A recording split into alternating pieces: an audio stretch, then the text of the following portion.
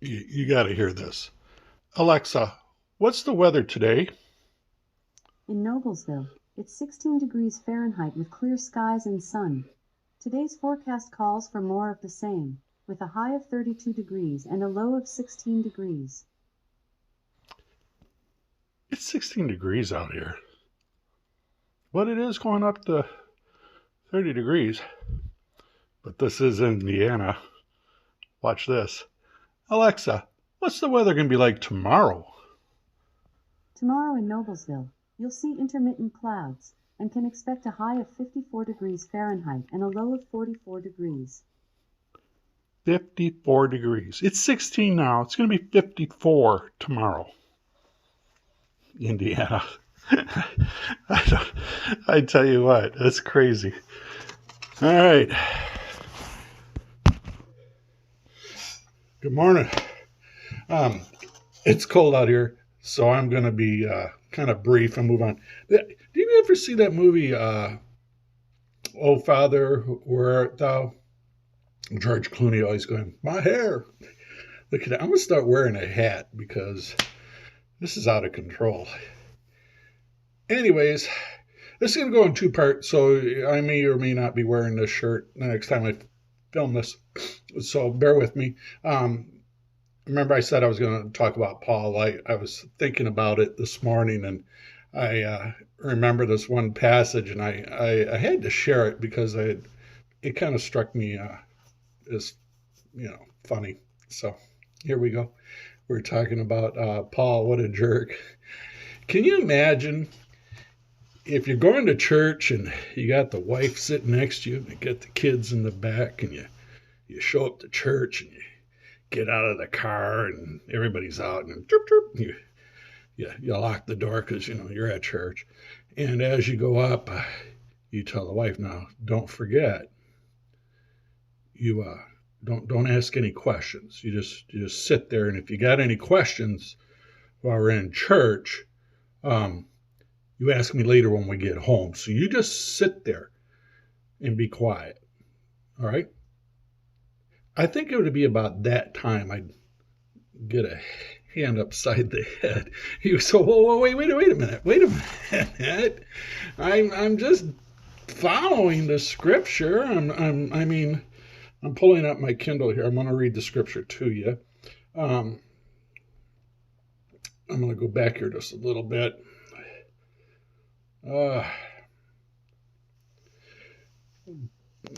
Paul's talking. He's planted a church in Corinth, and he's hearing stuff, so he's writing back to the people in Corinth, and he says, women should remain silent in the churches. They are not allowed to speak, but must be in submission, as the law says. And if you got Google, you can look it up. That's 1 Corinthians 14:34. It's in here. So you just sit there.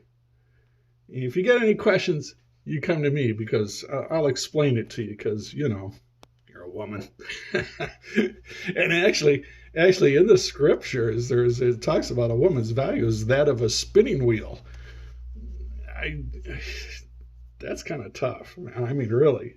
And in the same letter, Paul discusses the proper manner for women to speak and pray publicly. 1 Corinthians 11:12 through, or 11:2 through 16. Dang, Paul, that's rough, dude. How many other here can tell the wife, just cut it? I got it. I'm the guy. You're the girl. You do as I say. I'm looking up another one. Got to get to the next one, so I'll let you dwell on that for a minute. And so Paul's kind of a jerk. Or was he? I mean, let's put it in perspective. I'm sure you all have jumped ahead and said, well, wait a minute. That was back in biblical times. That was 2,000 years ago. Things were different then.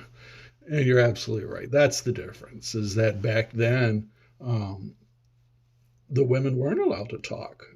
They had to wear veils, and if you didn't do right, they shaved your head, and that's what prostitutes had to do. So you knew that which ones to go, not which ones to go to, but which ones were prostitutes, and you had to wear hat covers. And so, okay, it was different then. Now, why would Paul say that, though? I mean, that's pretty right down there. But let's not forget that, yeah, women weren't allowed to talk.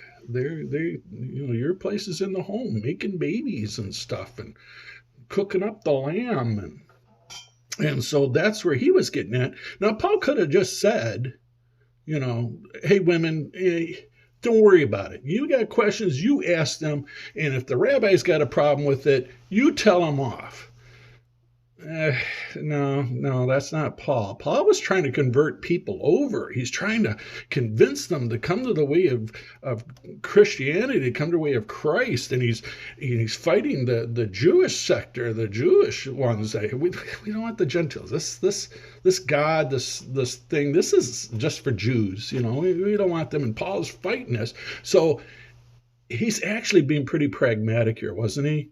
He was like, okay, I'm not gonna try to fight women's suffrage now. We'll wait 1,800 years later, we'll let it come out. But he didn't want to fight that. What he wanted is for the woman to learn. He really did. And he'd go on, and it's over here. It's in 1 Timothy. He's writing to Timothy, 1 Tim 2:11. Paul argues women should learn in silence. Wait a minute. Wait a minute. Sissy, learn in silence. Oh my gosh. So he tells him to be quiet and go home, and asks when you get there. And then he's telling him, hey, don't be doing this out in public. You just go home and quietly sit there and read. Really? I mean, that's tough. But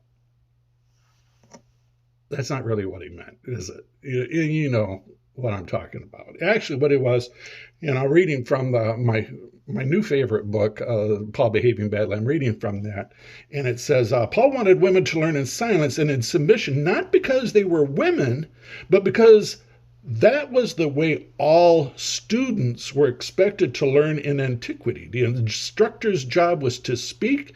The student's job was to keep quiet and listen. Well, there you have it. Paul, again, he's not being a jerk.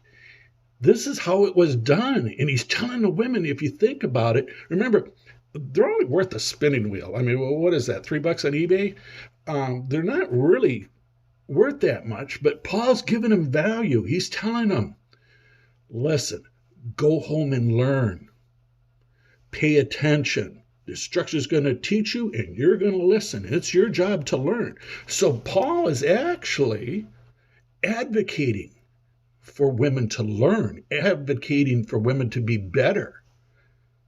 And then that makes sense now, doesn't it? Is that he wasn't really being a jerk. He was actually working for women. So Paul, he gets another pass on this one. He really wasn't a chauvinist. He was actually more for women's suffrage. He's actually advocating for women. So again, if you hear them saying Paul was a jerk because he didn't like women or he had chauvinistic stuff to women, not really. He was one on their side. And if you want to go back a little bit further, we'll talk about, how he said, be quiet in church. If you got questions, ask your husband when you get home. Remember, he's writing to currents. And it's in the scriptures, and if you read a bit, you'll see that there are factions of women there that are gossiping, and they're talking, and they're loud. And he tells in the scriptures, he says, the women you want are not the ones that are going out and drinking a bunch of wine. Why would he say that? Well, it's because they're probably going out and drinking a bunch of wine, and they're coming in, and he doesn't want them in church gossiping and talking and ridiculing and half drunk.